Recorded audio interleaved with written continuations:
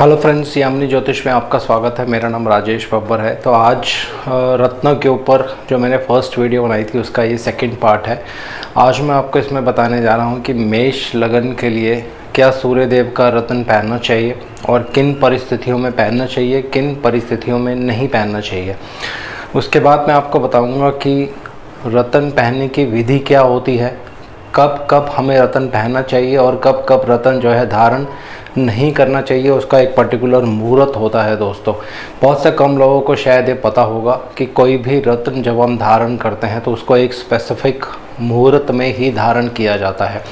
तो इसी के ऊपर छोटी सी एक वीडियो रहेगी, लेकिन बहुत डिटेल्स में आपको मैं कुछ कॉन्सेप्ट बताऊंगा जो आपके बहुत काम आने वाले हैं। बहुत से लोगों के मन में संशय रहती है कि मेरी कुंडली में ये लगन है तो मुझे किस ग्रह का रत्न जो है धारण करना चाहिए। तो इसके ऊपर सारी वीडियोस में एक एक करके अभी बनाऊंगा हर लगन वालों के लिए, जिसमें हर ग्रह को मैं कवर करूंगा और बताऊंगा कि आपको कैसे उसको देखना है। तो आइए वीडियो आरंभ करते हैं। और वीडियो आरंभ करने से पहले बहुत बहुत धन्यवाद जो लोग मेरा चैनल सब्सक्राइब कर रहे हैं, और आशा करता हूँ ऐसे ही आप मेरी वीडियोस लाइक करते रहेंगे, शेयर करते रहेंगे अपने फ्रेंड्स, अपने रिलेटिव्स के साथ। तो रत्नों के ऊपर मैं आज आपको बताने जा रहा हूँ। तो हम शुरू कर रहे हैं मेष लगन से। तो देखिए, मेष लगन में सूर्य देव जो हैं पंचम भाव के स्वामी बन जाते हैं दोस्तों, पंचमेश बन जाते हैं। तो पंचमेश का स्टोन आप धारण कर सकते हैं, खासकर जब त्रिकोण भाव के स्वामी सूर्य देव या चंद्र देव रहते हैं, तब उनका रत्न धारण करना जो है बहुत शुभ रहता है। लेकिन इसके लिए कुछ सूत्र हैं, कुछ प्रिंसिपल्स हैं, वो आपको पहले जानने होंगे, उनके बाद ही आप उनका रत्न जो है धारण कर सकते हैं। अगर कुंडली में सूर्य देव नीच के हैं तो आपको ये रत्न धारण नहीं करना है। अगर कुंडली में सूर्य देव गुलिक के साथ हैं तो आपको रत्न धारण नहीं करना है दोस्तों। ये बहुत ही एक स्पेसिफिक रूल है, इनको आप याद रखिए। और कुंडली में सूर्यदेव अगर दूसरे भाव में हैं आपके, तो भी आपको रत्न धारण नहीं करना है। और सप्तम भाव, क्योंकि ऑलरेडी अगर यहाँ पे सूर्यदेव आएंगे तो यहाँ जो है सूर्यदेव खुद ही नीच के हो जाएंगे। तो इस भाव में और इस भाव में अगर आपके सूर्य देव हैं तो फिर आपको सूर्य देव का रत्न धारण नहीं करना चाहिए। इसके अलावा सूर्य देव कहीं भी रहें आपकी कुंडली में, अकेले होने चाहिए, किसी के साथ युति नहीं होनी चाहिए उनके। इन दो भावों को छोड़कर गुलिक के साथ उनकी युति नहीं होनी चाहिए। बाकी कहीं भी अगर सूर्य देव हैं तो आप सूर्य देव का रत्न धारण कर सकते हैं। तो सूर्य देव का जो रत्न है वो मानिक होता है, इंग्लिश में उसको रूबी कहा जाता है, और ये मार्केट से आपको ईजिली अवेलेबल हो जाएगा। अब कितने रत्ती का धरण जो रत्न है आपको धारण करना है, तो जितना भी आपका वेट है, मान लीजिए आपका 90 किलो वेट है या 80 किलो वेट है या 70 किलो वेट है, तो इंटू आप 7 या इंटू 8 कर लीजिए, उतने रत्ती का ही आपको स्टोन जो है वो पहनना है। दूसरा, अब इसमें धातु कौन सी आपको लेनी है, तो मानिक जो है हमेशा सोने में ही धारण करना चाहिए दोस्तों। हालांकि कुछ लोग रिकमेंड करते हैं कि इसको तांबे में भी पहनना चाहिए, लेकिन सोने में पहनना ये ज़्यादा शुभ रहता है। अब उसके बाद एक और अब आपके मन में संशय आएगी कि रत्न तो मैंने ले लिया, अंगूठी भी मैंने बनवा ली, अब इसको कौन सी उंगली में धारण करना है। तो देखिए, यहाँ मैं थोड़ा सा आपको कुछ जो है एक नियम बताने जा रहा हूँ। इस नियम को आप ध्यान से याद रखिए। जब आप रत्न धारण करते हैं तो उसके 3 या 4 तरीके होते हैं। कुछ लोग रत्न जो है अपने गले में धारण कर लेते हैं, कुछ लोग जो हैं अपनी बाजू पे यहाँ पे बांध लेते हैं, कुछ लोग जो हैं उंगलियों में पहन लेते हैं। जैसे आप देखेंगे मैंने 2-3 रत्न यहाँ पहने हुए हैं। हर रत्न जो है जब तक वो आपके शरीर की जो चमड़ी होती है उससे उसको छुएगा नहीं, तब तक उसका इफ़ेक्ट नहीं आता है दोस्तों। अब बात करते हैं कि कब रत्न पहनना चाहिए। अब मेष लगन की बात कर रहे हैं, तो अगर सूर्य देव यहाँ पे अकेले हैं तो आप इनका रत्न पहन सकते हैं। अगर मेष लगन वालों के लिए कुंडली में सूर्य देव और चंद्र देव एक साथ हैं और वो कहीं भी विराजमान हैं कुंडली में, तो आपको सूर्य देव का रत्न नहीं पहनना है दोस्तों। ये बात आप बिल्कुल गांठ बांध लीजिए। अमावस्या के दिन अगर आपका जन्म है, संक्रांति के दिन अगर आपका जन्म है, या लग्न आपके गंडांत में है और सूर्य देव उस समय राशि चेंज कर रहे हैं तो आपको सूर्य देव का स्टोन नहीं पहनना चाहिए। खासकर जब चंद्रमा उनके साथ आ जाते हैं तब उनका रत्न जो है मानिक वो धारण नहीं करना चाहिए दोस्तों। अब अगर सूर्य देव मंगल देव के साथ हैं, आपके कुंडली में सूर्य देव मंगल देव एक साथ हैं, तो आपको सिर्फ मानिक धारण करना चाहिए, उसके साथ मूंगा धारण नहीं करना चाहिए दोस्तों। ऐसा इसलिए कि दोनों ही जो ये ग्रह होते हैं अग्नि तत्व ग्रह हैं, इनमें बहुत ज़्यादा ऊर्जा होती है, बहुत ज़्यादा एग्रेशन होता है। तो जब दोनों एक साथ रहते हैं तो आपको सूर्य देव का ही रत्न जो है वो धारण करना चाहिए दोस्तों। अब अगर सूर्य देव कुंडली में बुध देव के साथ हैं तो भी आप सूर्य देव का रत्न धारण कर सकते हैं, वहाँ पे किसी भी तरह की कोई समस्या नहीं रहती है। अगर कुंडली में सूर्य देव, आपके मेष लगन की कुंडली की ही मैं बात कर रहा हूँ, अगर सूर्य देव और बृहस्पति देव की युति हो जाती है कुंडली में और वो कहीं पे विराजमान है तो वहाँ पे आपको बृहस्पति देव का जो रत्न है वो धारण करना चाहिए दोस्तों। सूर्य देव का रत्न धारण नहीं करना चाहिए, ये आप ध्यान रखिए। लेकिन अगर बृहस्पति नीच के हैं तो फिर आपको बृहस्पति देव का रत्न धारण नहीं करना है। तो फिर उस केस में ना ही सूर्य देव का ना ही बृहस्पति देव का रत्न जो है वो धारण करना है दोस्तों।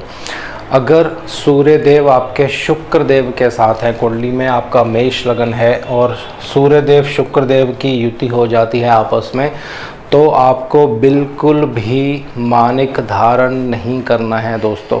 जब भी सूर्य देव और शुक्र देव की एक साथ युति रहती है, ये हमेशा मैरिड लाइफ में प्रॉब्लम देते हुए नज़र आता है या वाइफ के साथ अनबन करते हुए नज़र आता है। तो ऐसे केस में आपको सूर्य देव को बल नहीं देना है। किसी ग्रह के साथ जब युति होती है दूसरे ग्रह की तो आपको ये बहुत ध्यान से देखने की आवश्यकता होती है कि क्या वो युति शुभ है, क्या वो युति अशुभ है। अगर आप इस केस में सूर्य देव को बल देते हैं तो वो शुक्र देव को और ख़राब कर सकते हैं दोस्तों। तो ये आपको ध्यान रखना है कि कब मुझे किस ग्रह को बल देना है। तो अब बात करते हैं सूर्य देव और शनि देव की अगर युति हो जाती है, मेष लगन की अगर आपकी कुंडली है, तो आप सूर्य देव का रत्न पहन सकते हैं मानिक, लेकिन उसके साथ आपको नीलम नहीं पहनना है, ये आपको सदैव ध्यान रखना है दोस्तों। अब सूर्य देव की युति राहु देव या केतु देव के साथ हो जाती है तो भी आपको मानिक नहीं पहनना है दोस्तों। इस केस में क्या होता है, मैं आपको एक छोटा सा लॉजिक यहाँ पे बता देता हूँ। जब कोई ग्रह किसी पापी ग्रह के साथ युति कर लेता है तो क्या होता है, वो जो पापी ग्रह है उस ग्रह को जकड़ लेता है दोस्तों, अपना पाप प्रभाव उस पर देता है और उसको जल्दी से ऊंचाइयों के ऊपर जाने नहीं देता है या उसको उस बंधन से वो मुक्त नहीं करता है। तो ऐसे केस में हमें क्या करना चाहिए, जो ग्रह पापित्व ट्रांसफ़र कर रहा है दूसरे ग्रह में, उस ग्रह को शांत करना चाहिए दोस्तों, ताकि जो उसकी पकड़ है वो कम हो जाए और फिर जो दूसरा ग्रह है जो ऊपर जाना चाहता है, जो ऊंचाइयों को छूना चाहता है, उसको आज़ादी मिल जाए, उसको मौका मिल जाए ऊंचाइयों पे जाने का। तो ऐसे केस में अगर आप सिर्फ उसी ग्रह को बल देना शुरू कर देंगे जिसको ऑलरेडी एक मेलेफिक ग्रह ने जकड़ रखा है, पकड़ रखा है, तो उसका किसी भी तरह से असर देखने को नहीं मिलेगा। पहले आपको जो प्रॉब्लम है उसको ठीक करना पड़ेगा। वो प्रॉब्लम जब शांत हो जाएगी तो ग्रह जो पीड़ित हो रहा है उसमें अपने आप ही बल आना शुरू हो जाता है। लेकिन इसका उल्टा होता है, कोई भी ग्रह अगर किसी शुभ ग्रहों के साथ है, योग कारक ग्रहों के साथ है, तो उसमें बल आ जाता है दोस्तों। तो ऐसे केस में आपको फिर उस ग्रह को और बल देना है ताकि जो वो अच्छा रिज़ल्ट दे रहा है उसका और अच्छा रिज़ल्ट आपको वो दे। जब आप स्टोन पहनते हैं तो ग्रह में बल आ जाता है, उसमें ताकत आ जाती है और फिर वो आपको अपना अच्छा रिज़ल्ट देना शुरू कर देता है। इसके पीछे ये छोटा सा एक लॉजिक होता है दोस्तों। तो ये कुछ बातें हैं जो मैंने मेष लगन वालों के लिए पहले बता दी हैं। अब आपको मैं ये बताने जा रहा हूँ कि कब कब हमें रत्न जो है धारण नहीं करना चाहिए। तो पहले आप ये नोट कर सकते हैं, चौथी तिथि, नवमी तिथि और चतुर्दशी और अमावस्या और संक्रांति, इन दिनों में आपको रत्न धारण नहीं करना है दोस्तों। ये मैं तिथियों की बात कर रहा हूँ, 4 नंबर इंग्लिश कैलेंडर के हिसाब से मैं नहीं बता रहा हूँ। तो चौथी तिथि, नवमी तिथि और चतुर्दशी, यहाँ पे आपको रत्न धारण नहीं करना है, जितना भी मर्जी शुभ मुहूर्त हो उस दिन। लेकिन अगर ये तिथियाँ आती हैं तो ये बिल्कुल त्याज्य होती हैं दोस्तों, इसमें कोई भी शुभ कार्य कभी भी नहीं किया जाता है, ये आपको हमेशा ध्यान रखना है। रत्न पहनते वक्त आपको चंद्र बल अवश्य देखना है दोस्तों। चंद्र बल का क्या मतलब होता है ये मैं आपको बता देता हूँ। आपको अपनी चंद्र कुंडली देखनी है और फिर आप जिस दिन रत्न धारण करना चाहते हैं उस दिन चंद्रमा आपके चौथे, 8वें, 12वें भाव में नहीं होने चाहिए दोस्तों। अगर उस दिन चंद्रमा इन भावों में से गोचर कर रहे हैं तो आपको रत्न नहीं पहनना है। चंद्रमा तीसरे, छठे, 10वें या 11वें भाव में हो तो ये अति उत्तम माना जाता है उस दिन अगर आप रत्न धारण करते हैं। जिस भी ग्रह का आप रत्न धारण कर रहे हैं और उस समय का आप लगन निकाल लीजिए, अगर वो ग्रह उस समय अष्टम भाव में आ जाए, मान लीजिए आप मंगल देव का रत्न धारण करना चाहते हैं या सूर्य देव की बात हो रही है, सूर्य देव का आप रत्न धारण करना चाहते हैं, एक पर्टिकुलर समय आपने निकाल लिया कि सुबह 6 बजे या सुबह 7 बजे मुझे रत्न धारण करना है, तो आप सुबह 7 बजे की कुंडली जो है वो बनाइए और वहाँ पे ये देखिए कि कहीं सूर्य देव अष्टम भाव में तो नहीं गोचर कर रहे हैं। उस समय के लगन के अनुसार अगर ऐसा हो रहा है तो फिर आपको उस समय में जो है रत्न धारण नहीं करना है, आपको समय आगे पीछे करना पड़ेगा। दूसरा, कोई भी कुंडली में जब आप रत्न धारण करते हैं, दूसरा आपको यह ध्यान रखना है जो आपकी कुंडली है, जो आपका लगन है, मान लीजिए मेष लगन की ही बात हो रही है, मेष लगन में मंगल देव जो हैं वो अष्टम भाव के स्वामी बनते हैं। थोड़ा सा आप इसको समझ लीजिए क्योंकि ये बहुत ज़रूरी है। अगर यहाँ आप गलती करेंगे तो जो रत्न आप पहन रहे हैं फिर आपको वो इतना ज़्यादा अच्छा इफेक्ट नहीं देगा। मेष लगन के लिए 8 नंबर राशि जो होती है अष्टम भाव में आती है, तो जिस समय आपने जिस समय आपने रत्न धारण करना है उस समय की कुंडली बनाते हैं और देखते हैं कि लगन में ही 8 नंबर की राशि अगर आ रही है तो वो जो पीरियड है बिल्कुल त्याज्य होता है दोस्तों। उस पीरियड में आपको रत्न धारण नहीं करना है। ये बहुत ही एक महत्वपूर्ण सूत्र है दोस्तों। बहुत से लोग इसमें मिस्टेक करेंगे, आप रत्न ले लेते हैं और बिना समय निकाले, बिना मुहूर्त निकाले रत्न धारण कर लेते हैं और कुछ समय बाद आपको ऐसा प्रतीत होता है कि ये जो रत्न है जो मैंने धारण किया है किसी भी तरह का मेरे को इफ़ेक्ट नहीं दे रहा है दोस्तों। तो ये चीज़ आपको हमेशा ध्यान करनी है। अपना चंद्र बल और अष्टम भाव में जो मैंने आपको सूत्र बता दिया है ये आपको हमेशा हमेशा के लिए ध्यान रखना है। अब इसमें एक चीज़ और आती है कि रत्न कब धारण किया जाए। कोई भी रत्न जब आप धारण करते हैं तो सुबह दोपहर से पहले पहले या राहु काल के होने से पहले पहले आपको वो रत्न धारण करना होता है।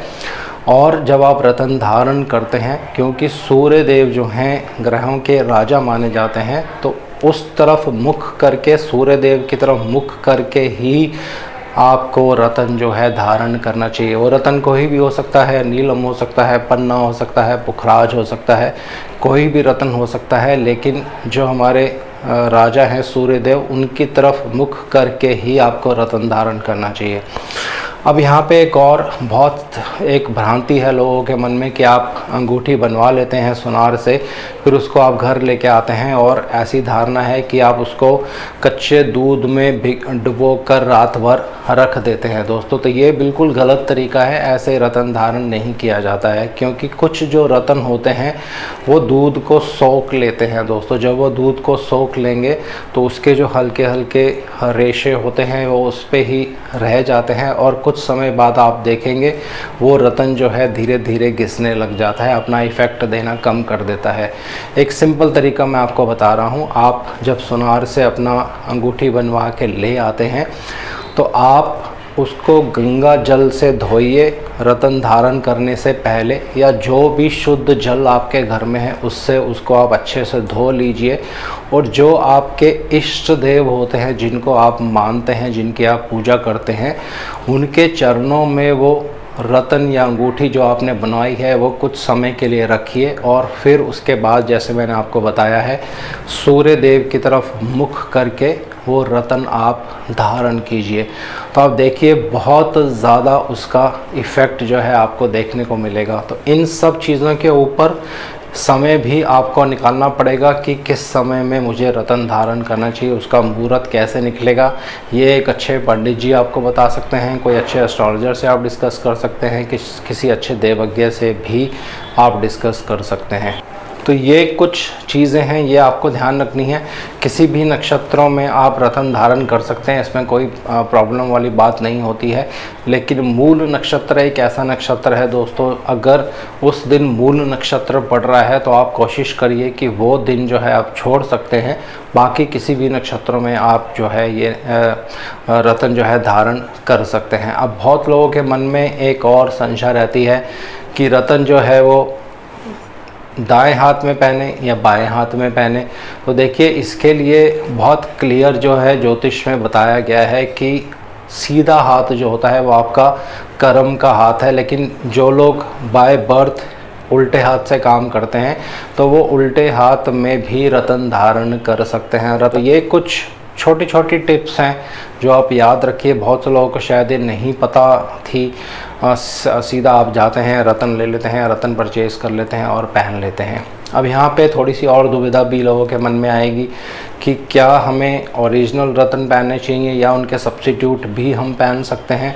तो देखिए ये थोड़ा सा बहुत एक गहनता का विषय, इसको मैं ध्यान से इसके बारे में कुछ बताने जा रहा हूँ।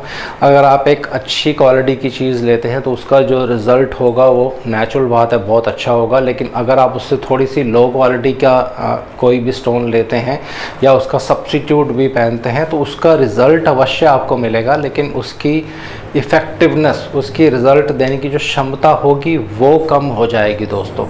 लेकिन इनके ऊपर भी एक बहुत अच्छा विधान है। जो लोग इतने पैसे नहीं खर्च सकते हैं या बहुत महंगे स्टोन नहीं पहन सकते हैं तो जो वो ग्रह होता है उसके दान के द्वारा भी आप उस ग्रह को प्रसन्न कर सकते हैं दोस्तों।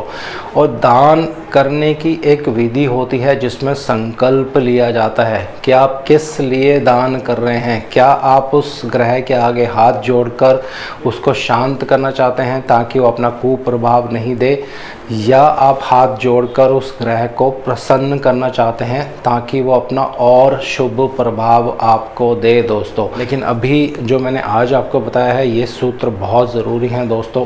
अगर रत्न पहनते वक्त आप किसी तरह की गलती कर देते हैं या शुभ मुहूर्त में रत्न नहीं पहनते हैं तो फिर उस रत्न का आपको लाभ नहीं मिल पाएगा। हर कार्य जो कि पाठ पूजा या कुछ भी अगर आप करते हैं, अगर एक शुभ मुहूर्त में आप नहीं करेंगे तो उसका रिज़ल्ट अच्छा देखने को आपको नहीं मिलेगा दोस्तों। तो आज के लिए इतना ही, और वीडियोस में आपको फिर मैं बताऊंगा मंगल देव और चंद्रदेव का रत्न कब पहनना चाहिए, किस ग्रह के साथ उसकी युति होती है। ये सारा अभी मेष लग्न के बारे में ही बात करने जा रहे हैं दोस्तों। आज के लिए इतना ही, और शनिदेव से मैं आग्रह करूँगा सबके घर में सुख और शांति बनाए रखें।